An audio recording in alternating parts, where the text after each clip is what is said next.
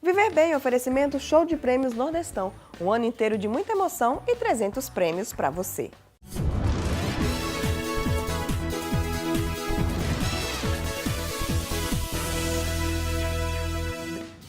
Bom dia! Hoje é sábado, 14 de abril. Viver Bem já está no ar para levar muita saúde, beleza e qualidade de vida para você e para toda a sua família. O programa hoje está bem especial. Nós vamos receber duas profissionais médicas para duas entrevistas importantes. Olha só.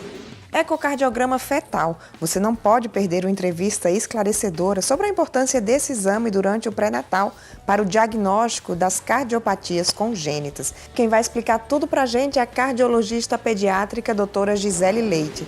A ginecologista Ivonilde Jales falou sobre modulação hormonal, esse tratamento que pode transformar a vida de mulheres que sofrem com TPM, perda de libido, ressecamento vaginal, entre outros males. E olha só a novidade dessa semana, já está circulando a nova edição da nossa revista, traz na capa uma matéria super interessante com esses dois profissionais, são dentistas que passaram um ano fazendo pós-doutorado lá em Harvard e já estão de volta aqui para Natal atendendo com muita excelência na bagagem. Vale a pena essa leitura e vale a pena também a leitura da revista inteira. Olha só o que é que tem nessa edição, de número 41. Nessa edição da Viver Bem Revista, falamos sobre os benefícios da prática da hidroginástica. A dermatologista Juliana Rego explicou tudo sobre o uso do laser nos tratamentos de pele. Saiba o que mudou nas cirurgias torácicas com o advento das técnicas minimamente invasivas. O cirurgião potiguar Ilas Ferreira acompanha de perto essa evolução. Gastroplastia. Acompanhamos todo o trabalho desenvolvido pelo Grupo Baros, que reúne técnicas modernas, profissionais capacitados e programas especiais para garantir um resultado permanente. Cardiologia fetal. Saiba tudo sobre a importância da realização do ecocardiograma durante o pré-natal. Tem também uma entrevista com o Dr. José Ruguet, referência em medicina ayurvédica no Brasil.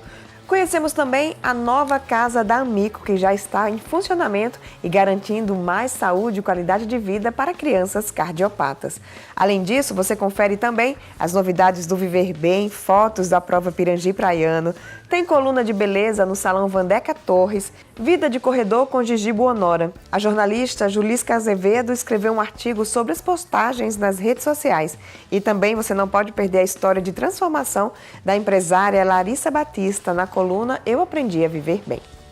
A distribuição da nossa revista é gratuita, você pode pegar a sua lá no Restaurante Petrópolis e também na Clínica Orale, que fica ali na Campos Sales, em Tirol. Tem também a versão virtual que fica disponível no nosso site, o guiaviverbem.com.br. Agora eu vou para um rápido intervalo, não sai daí que já já tem Viver Bem para você.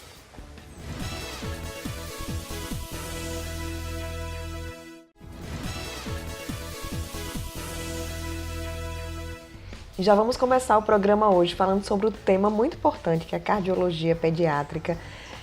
A questão da investigação de doenças ainda quando o bebê está na barriga. A gente está recebendo hoje a doutora Gisele Leite, que é especialista nesse assunto, né, doutora Gisele?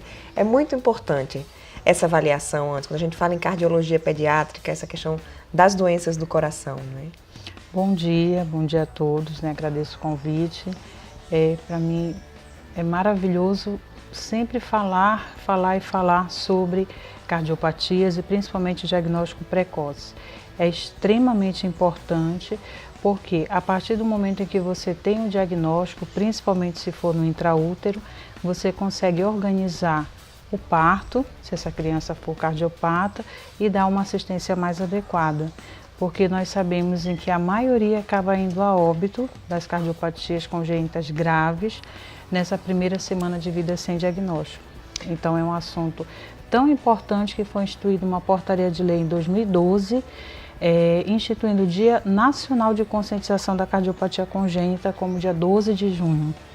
Certo, a gente falando em diagnóstico no pré-natal, tem várias ultras e nessas ultras já dá para diagnosticar algum problema? No ultrassom obstétrico, não. Alguns ultrassonografistas obstétricos que têm formação em medicina fetal, eles conseguem já ter como triagem, porque eles fazem os cortes básicos e se eles identificarem alguma diferença, eles já tem como triar se tem alguma cardiopatia ou não. Mas de maneira geral, para você ter certeza, o diagnóstico preciso é através do exame do ecocardiograma fetal, que é feito por cardiologista pediátrico com formação em cardiologia fetal. E é um ultrassom normal, né, doutora Gisele? É igual a uma quando eu estava ultrassom. grávida eu fiz esse exame. Isso é igual a uma ultrassom, não dói nada, né, você viu? É igualzinho, mas com a diferença de que, como é feito pelo cardiologista, vai ser visto o coração, especificamente o coração do bebê. Todos, quando vêm para mim fazer o exame, eu sempre falo para os pais, olha, aqui como eu sou cardiologista, nós não vamos ver peso, sexo do bebê, nós vamos ver exclusivamente o coração. E aí se faz uma avaliação precisa da anatomia, da estrutura, do funcionamento, do ritmo do coração.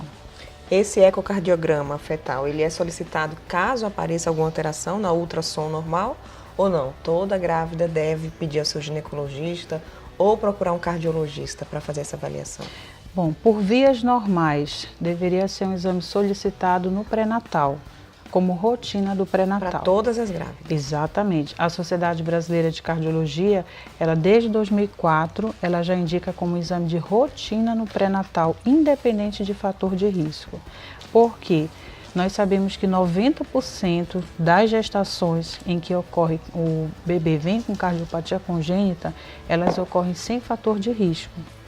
Então, se nós fôssemos rastrear somente aqueles bebês em que tivessem fatores de risco, somente 10% dos bebês iriam ser rastreados.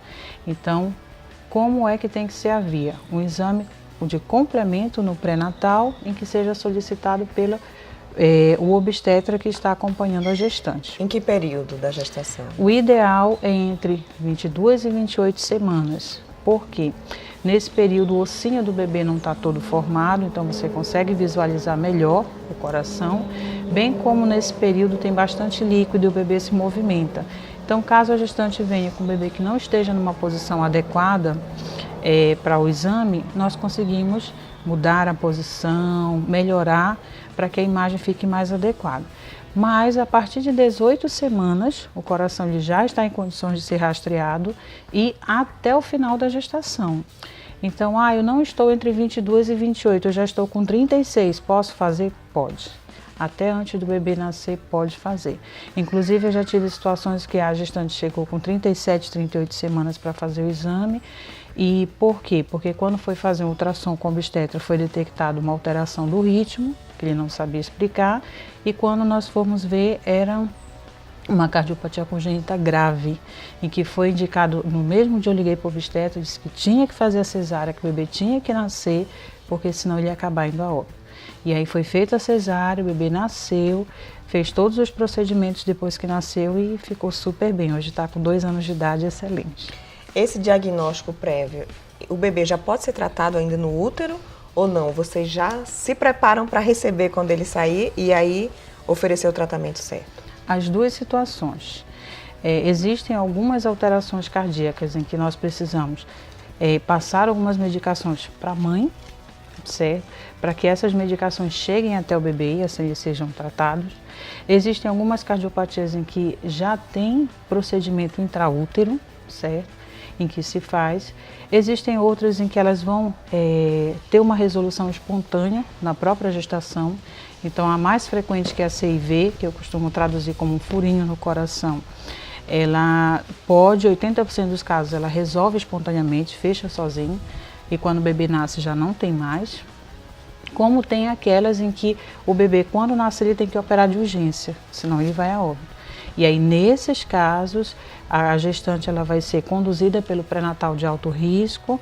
Nós costumamos encaminhar para o segmento com a cardiologia fetal também. E aí já se orienta o obstetra, olha, esse bebê tem que nascer num local que tem uma assistência de UTI. Quando nascer, esse bebê tem que colocar tais medicações para que ele consiga sobreviver, tem que fazer tais exames para que ele possa ter o seu diagnóstico e a cirurgia indicada o mais breve possível. Então, tudo vai depender do tipo de cardiopatia que o bebê apresenta. Agora, a mãe não fez, o bebê nasceu e muitas vezes tem crianças que crescem, passam 1 ano, 2 e aí que vão descobrir depois de vários sintomas que tem algum problema no coração. A mãe que não fez deve fazer esse eco no bebê ainda, depois que ele nasce? É necessário também essa avaliação, né? Porque a gente tem o teste do pezinho, tem esse teste também do coraçãozinho? Isso, quando o bebê nasce, se não foi feito esse exame, quando ele nasce tem o teste de triagem, que é o teste de coraçãozinho. Esse teste é para ser feito dentro das 24, 48 horas ou antes da alta hospitalar. Vai ser medido o oxigênio no braço direito do bebê em uma das perninhas. Através dessa medida do oxigênio vai se saber se tem algum fator de risco para cardiopatia, certo? Ele serve como teste de triagem para as 30% cardiopatias congênitas em que são críticas, que são aquelas em que o bebê nasceu, ele tem que operar, senão vai a óbito. Se o teste do coraçãozinho der alterado, automaticamente tem que fazer um exame do ecocardiograma. Não, o teste deu normal. O pediatra avaliou, a criança está muito bem, ela pode ficar tranquila. Lembrando que existem algumas cardiopatias que são as leves, em que o teste ele não é 100% fidedigno para afastar. Então, pode ser que ao longo da vida, se começar a aparecer cansaço, coração acelerado, a criança ficar roxinha, são as cardiopatias que vão se manifestar mais tardiamente. Então, se o pediatra que está acompanhando perceber alguma alteração, seria indicação de uma avaliação cardiológica. E as chances de cura? Depende do tipo de cardiopatia? Ou a criança que recebe esse atendimento, ela consegue? Depende do tipo de cardiopatia e se consegue o atendimento, certo? As cardiopatias congênitas leves, algumas elas conseguem resolver espontaneamente, certo? Já aquelas que são moderadas a graves, principalmente as graves, se não tiverem um tratamento adequado, infelizmente a criança não tem uma boa evolução. Então eu vou citar duas cardiopatias que são uma das mais graves, a hipoplasia do véio e a transposição dos grandes vasos da base, que são duas cardiopatias em que se o bebê não operar, não tem como ele sobreviver, ele vai a óbito, certo? E vai a óbito precoce? Vai a óbito dentro desse período de recém-nascido. Então tudo vai depender do tipo de cardiopatia que ele tem para saber como vai ser a evolução. Tem umas perguntas aqui, doutora Gisele, que foram enviadas a Fabiana da Silva. Ela disse que o bebê dela foi diagnosticado com sopro no coração. Quais devem ser os cuidados e o tratamento? E quer saber se é uma questão genética. Pronto. O sopro cardíaco, a primeira coisa que tem que ver é se ele é inocente ou patológico, certo? Porque o inocente, 50% até 80% das crianças no mundo inteiro, principalmente na faixa etária escolar, elas vão apresentar o sopro cardíaco. Anemia pode dar sopro cardíaco, certo? Estados como febre pode dar sopro cardíaco. Então a primeira coisa é ter uma avaliação do médico que acompanha bem adequado. Se o médico que acompanha avalia e acha que esse sopro não é o inocente, que realmente tem alguma coisa a mais, alguma alteração no exame da criança, na história, por exemplo, não ganho de peso associado a um sopro já é evidência de cardiopatia congênita grave, aí ele encaminha para o cardiologista para fazer uma avaliação. Certo? Essa avaliação vai ser a consulta, onde a criança faz o eletrocardiograma, e se o cardiologista achar que o sopro é patológico, ou seja, que tem indicação de cardiopatia, aí vai ser solicitado o exame do ecocardiograma, que é o mesmo ultrassom em que se faz quando se está gestante, só que agora especificamente do coração da criança. O tratamento é cirúrgico ou não? Tudo depende do que vai ser diagnosticado. Depende do tipo de cardiopatia e aí, a depender de cardiopatia, vai se ver se vai só aguardar resolução espontânea, se tem que fazer tratamento com medicamentos ou se tem que ir para a cirurgia. Ou até cateterismo cardíaco, porque hoje já tem um grande número de procedimentos que são resolvidos só com cateterismo. A cirurgia cardíaca, que a gente vê o bebê, é tão pequenininho ali, mas é uma cirurgia muito agressiva para eles, ou como um adulto, ou tem o mesmo risco de uma cirurgia no adulto? O risco é maior porque, imagine-se fazer uma cirurgia num bebê de 800 gramas, como tem alguns casos de bebê prematuro que tem canal arterial, uma importante repercussão e que tem que ir para a cirurgia. Então, todos os órgãos da criança ainda não estão desenvolvidos, não estão maduros para poder responder a um pós-operatório. Então, com certeza, o risco vai ser muito maior do que de um adulto. E também o risco vai depender do tipo de procedimento, qual é a cardiopatia, se é uma cirurgia em que vai ter circulação extracorpórea ou não, vários fatores envolvidos. Em alguns casos, como esse das cardiopatias que eu citei graves, em que se a criança não operar vai a óbito, sempre eu costumo dizer para a família o seguinte, se colocando na balança o risco-benefício, o benefício é muito maior que o risco, porque sem a cirurgia a criança não vai sobreviver. Então, nessa hora você tem que pensar mais no benefício e esquecer os riscos. Ótimo. E o risco maior é não diagnosticar, né? Exatamente. Exatamente. Tem só mais uma pergunta, infelizmente nosso tempo é curto, mas a Raquel Lima, ela está pedindo para a senhora dar dicas de como os pais podem suspeitar que o filho tem um problema cardíaco. Acho que você até já falou, né? Pronto, de maneira geral, resumindo, o não ganho de peso, certo? Uma criança em que, como recentemente nós pegamos um bebê que nasceu com 3,2 kg e com 3 meses estava com 2,8 kg. E os pediatras já tinham rastreado várias coisas até que nos chamaram para fazer avaliação cardiológica. Era uma cardiopatia grave que foi encaminhado direto para a cirurgia. Assim que a criança operou, em uma semana ganhou 500 gramas, que não ganhava ao longo dos 3 meses de vida, certo?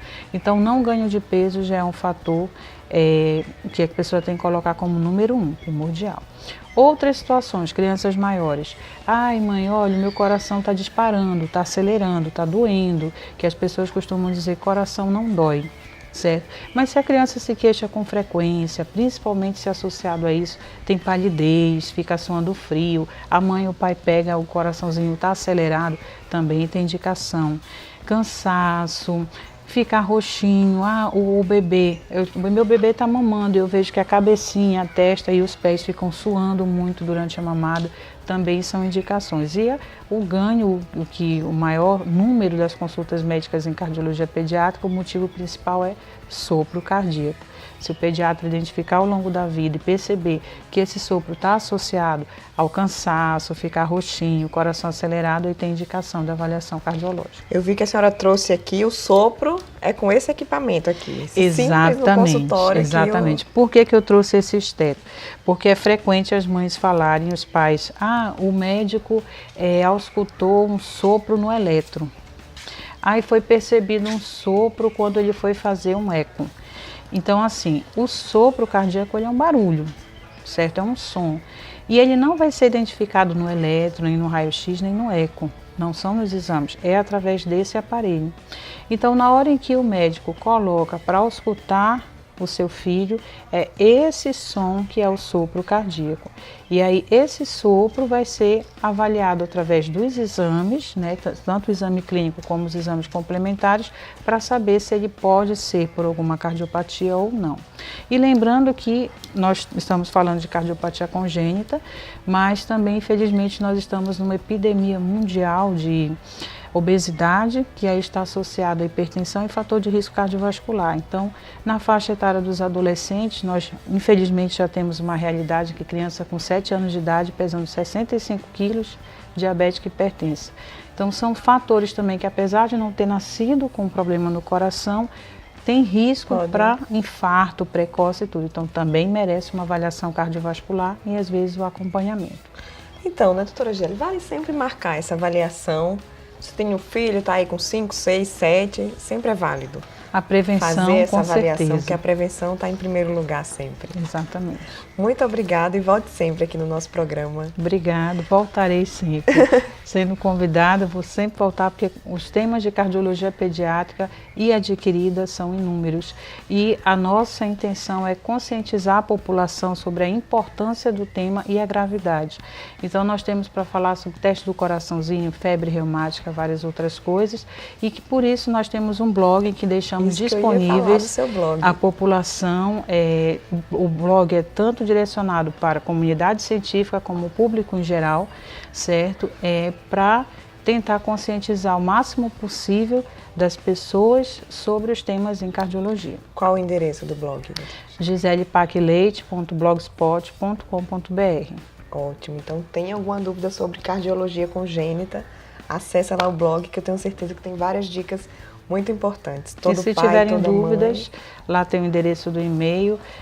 Para nós será um prazer poder receber as dúvidas e conseguir esclarecê-las. Ótimo, muito obrigada, doutora Gisele. Eu que agradeço. E agora a gente vai para um rápido intervalo. No próximo bloco tem entrevista também, vamos falar sobre modulação hormonal, com a doutora Ivonilde Jales. Não sai daí, o Viver Bem volta já já.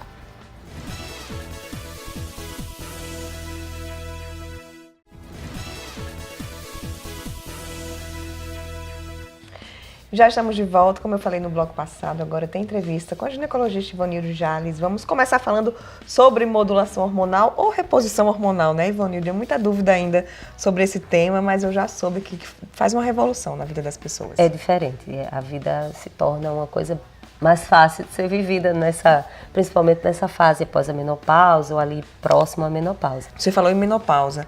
Essa reposição é só para quem está na menopausa? Só para quem entrou nessa fase? Não. Ou não? A modulação hormonal, e aí eu posso explicar um pouco o que é a modulação, é você fazer um ajuste, uma complementação do que está carente em relação aos hormônios sexuais femininos. Eu trato principalmente, você pode fazer modulação, pode usar hormônios para outros tipos, mas eu trabalho com essa parte dos hormônios sexuais, estrogênios, progesterona, testosterona. Então, quando existe um desequilíbrio, existe como você ajustar. E aí você não precisa, nesse ajuste, dar uma dose igual para todo mundo. Porque se você está com uma pequena carência e ela tem uma grande carência, ou nos casos de ameaça de abortamento, que é uma carência gigantesca, isso também é modulação hormonal, então você pode fazer o uso do hormônio naquela dose necessária. Então a modulação, ela entra nisso, você ajusta a quantidade de hormônio que a pessoa está necessitando, né, de acordo com ela, é individual isso. Uma dúvida, né? A pessoa, tem muita gente que procura com relação a tratamentos anti-ages, é a mesma coisa ou não? É diferente? Ou você, como ginecologista, você atua mais nessa parte dos hormônios sexuais, ou tem outros hormônios também que interferem aí na saúde, nessa questão do envelhecimento?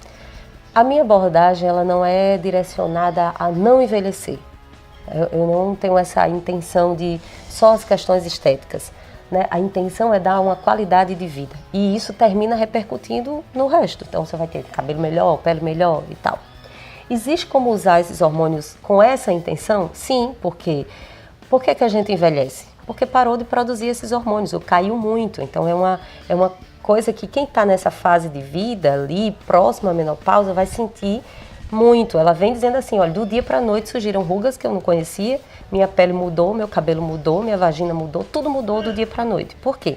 Principalmente se for uma retirada brusca, tira os ovários, então, se for muito brusco.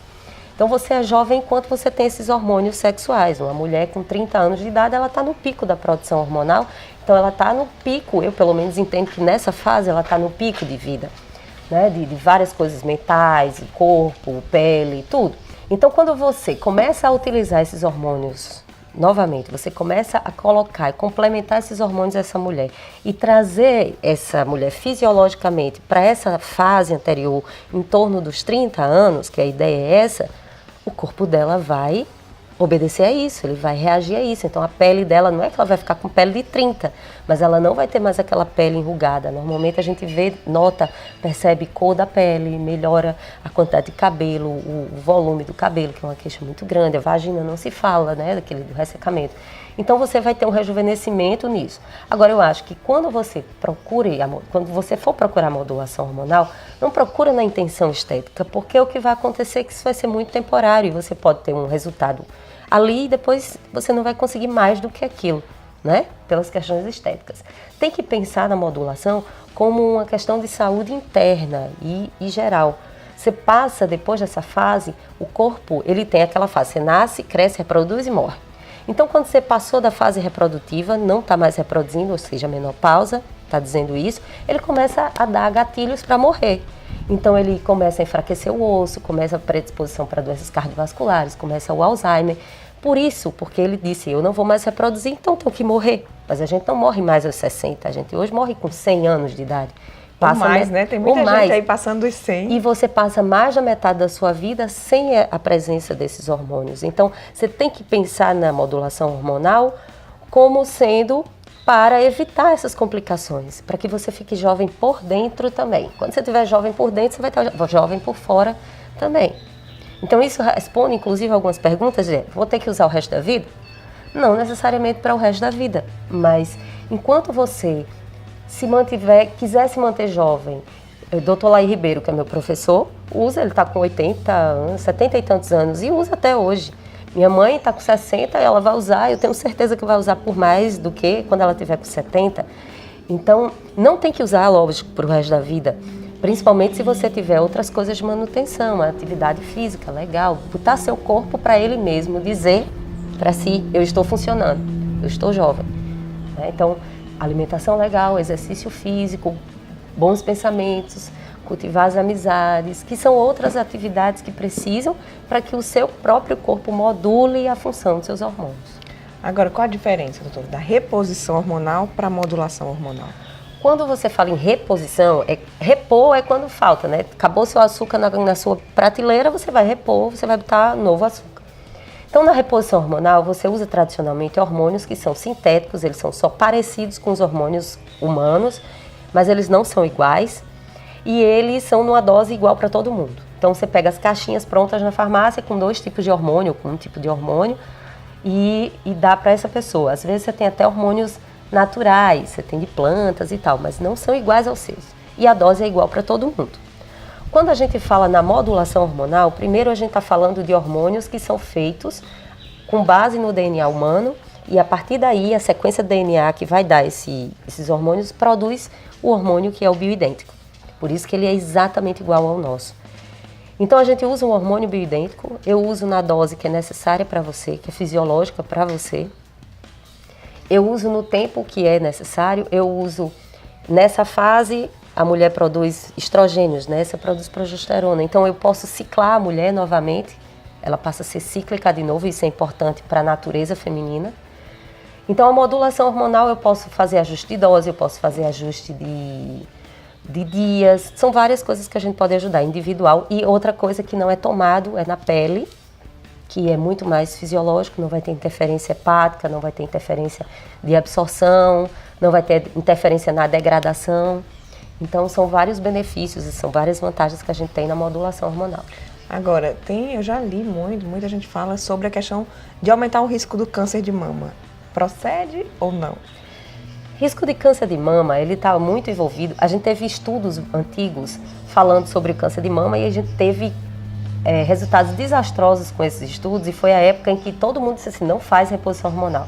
Primeiro se usava hormônio de égua para fazer, de égua prenha, de égua grávida para fazer, que é o Premarin, conhecido os estrógenos conjugados, né?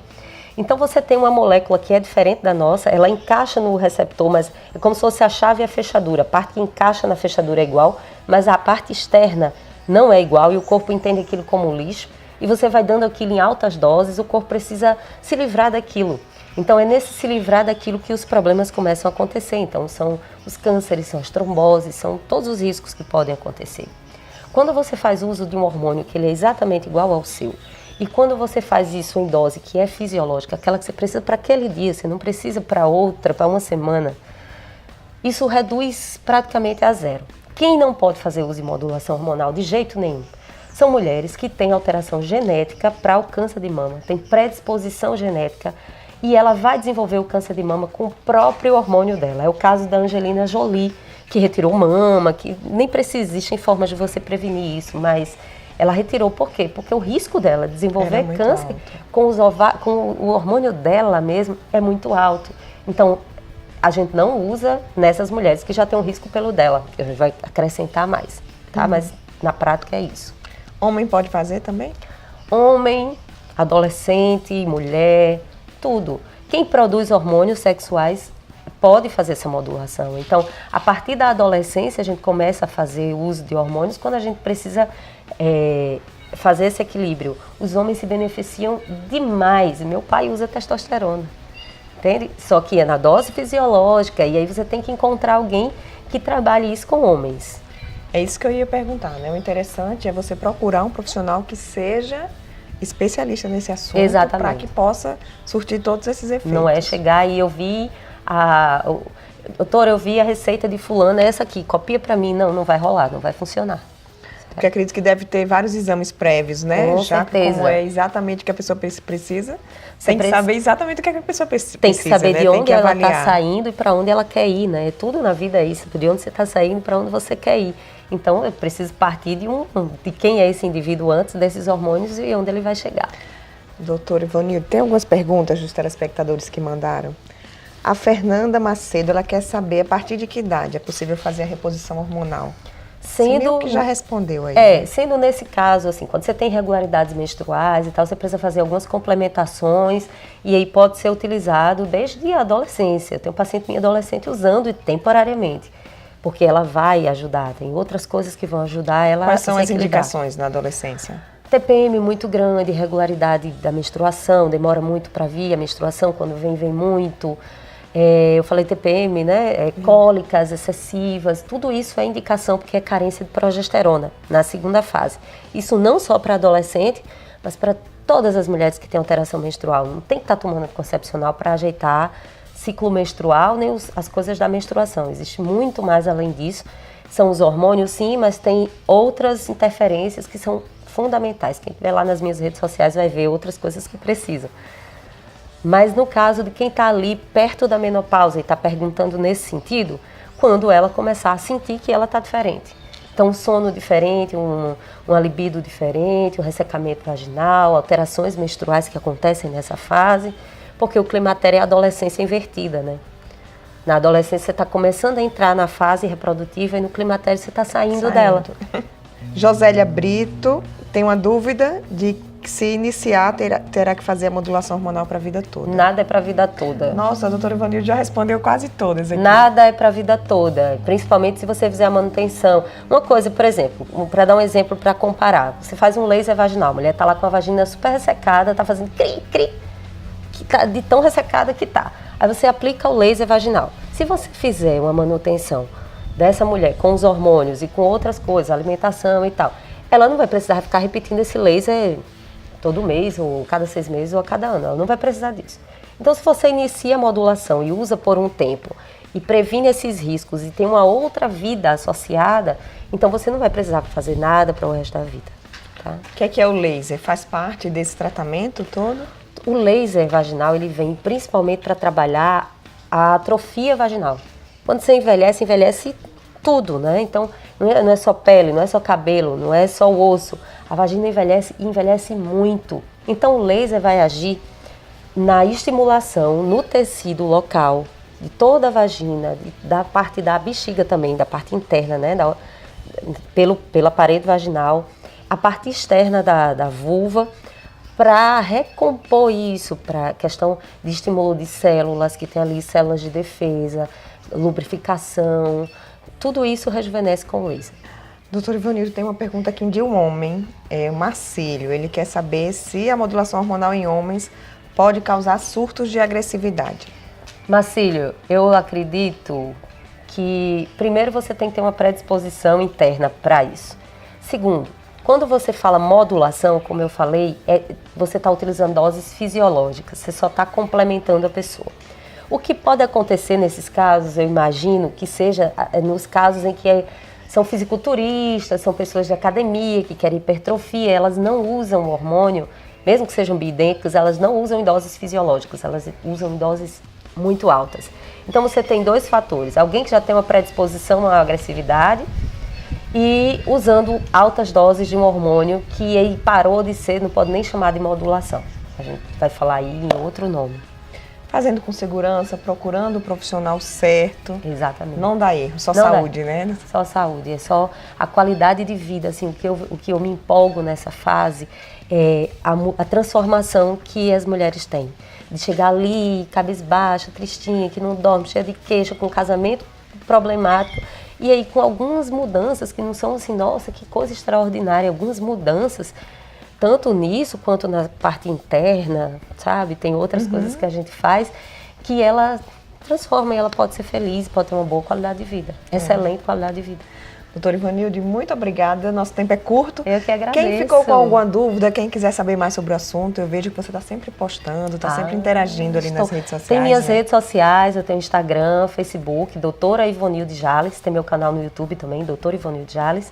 E quem está nessa fase aí, as mulheres que está em perimenopausa, já passaram por ela ou estão começando a sentir, tem um grupo no Facebook chamado 50 Tons de Vida e lá somos um grupo de mulheres, já vamos com mais de 1.300, conversando sobre isso, trocando figurinhas. Lá eu entro ao vivo, a gente conversa muito. Tem muita coisa pra gente trocar por lá nos 50 Tons de Vida. E qual as redes sociais? Doutora Ivanilde Jales. Doutor Ivanilde Jales em todas as redes sociais. Ótimo. Instagram, Facebook e YouTube. Ótimo, muito obrigada. E Eu volte que sempre aqui no agradeço. nosso programa. É isso aí, eu espero que você tenha gostado do programa de hoje. Se tiver qualquer dúvida, qualquer sugestão para o nosso programa, manda pra gente. O WhatsApp da nossa produção é o 84991346154. E tem também os nossos perfis nas redes sociais que você pode manter esse diálogo direto com a gente. Somos Guia Viver Bem no Instagram, no Twitter e no Facebook. E no YouTube você pode assistir todas as reportagens que são exibidas aqui no programa. É só digitar TV Viver Bem que você vai nos encontrar por lá. Um beijo, obrigada pela audiência. No próximo sábado, a gente se encontra mais uma vez aqui na Band, 9 horas da manhã. Estou esperando você. Afinal, viver bem é o que todo mundo quer.